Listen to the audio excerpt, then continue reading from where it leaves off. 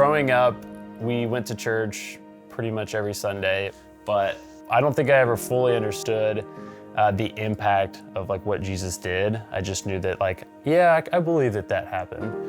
I got to high school and sports and life and friends took over. And it was just me kind of conforming, trying to be the cool guy in high school. So I had a young life leader, and he was a cool guy and he was athletic, and so we hung out, and he just continued to pursue me into college. And through teaching and people like continue to pour into me through Young Life, I was able to grasp the magnitude of what Jesus did. And I was like, it's unbelievable. And from there, like my life was changed. I grew up in a very strong Christian home, and going into my freshman year of high school, I found myself starting to make choices that were like producing a lot of shame and guilt in myself. So I just kept trying to be good through high school. I didn't have this sense that Jesus loved me. And then that started to change. About my senior year of high school, God just really started to change my heart, and I started hearing the gospel, it feels like for the first time. And that somehow produced this massive sense of relief that Jesus had paid the cost for me when I thought I had just been trying to be good enough. And to finally be like, wow, I can't be good enough, was the biggest relief of all time. And so that was a big part of my growth through college.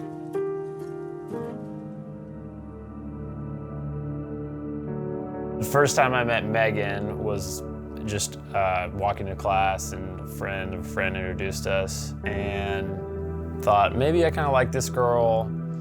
I think I said we need to have like a ETF, which is like establishing the feelings. And I said, I think we need to have that conversation. I thought he was very attractive and very funny, but I had reservations, mainly that I didn't want to do the wrong thing because I wanted God to be happy with me, and I just felt this anxiety immediately when he said it. So I was like, I could see us being something in the future, but not now. So she turned me down kinda, and I was like, not that upset by it. I was like, yeah, this is fine, it happens. And over the next 10 years, it was about every 1 or 2 years I would profess my love to Megan, and she would turn me down. I thought, God is giving me this anxiety, this feeling, because it's the wrong thing. He's not the right person for me, and I just need to move on. And then some things changed. I was doing a Bible study. I was learning about, in Genesis, we were talking about Adam and Eve, and we started talking about the purpose of marriage, and that God made Eve to be a partner to Adam. So they don't have to be perfect. And it's not as mystical, and it can just be who will you commit to and choose to be with every day and be a partner to. And it was just so clear to me, like, I don't want to be a partner with anybody except for Grant. So I called him and said, hey, can I come visit you in Asheville? And he said, you want to come to Asheville? I'm like, yep. So we started dating. We said we're gonna figure this thing out. And Megan continued to have the feeling of just uneasiness.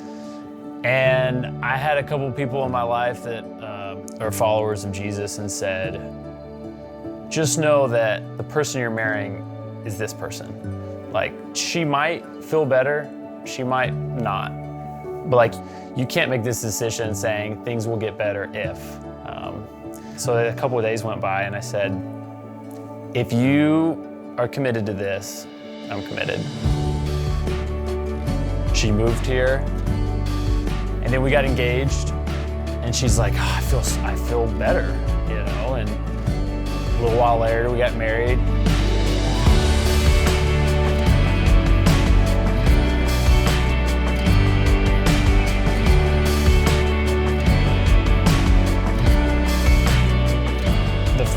she had over that 4 to 6 months, however long it was, like I've never seen her in that state since we got married. To me, looking back, it's like Satan was trying to keep me away from God and being able to be led by God rather than me holding everything tightly. And there was just this like new trust in God of being like, Grant loves you and we are very compatible. So then everything else, like I can trust the Holy Spirit to lead me and that I couldn't mess up this plan. One of the things that was always exciting to me to think about was doing ministry with my spouse, and now we get to do that together. We weekly meet with high school kids and have a Bible study with them and play games, and we're trying to get around kids so that we can tell the story of the gospel with our life and with our words. And if we just tell them to come to our church with no relationship, it just doesn't work.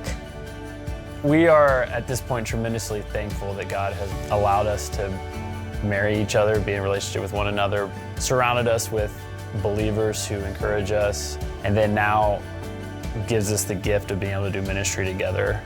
We're very excited for Reach Life and for Young Life, and thankful to God for the community that He's put around us and what is to come.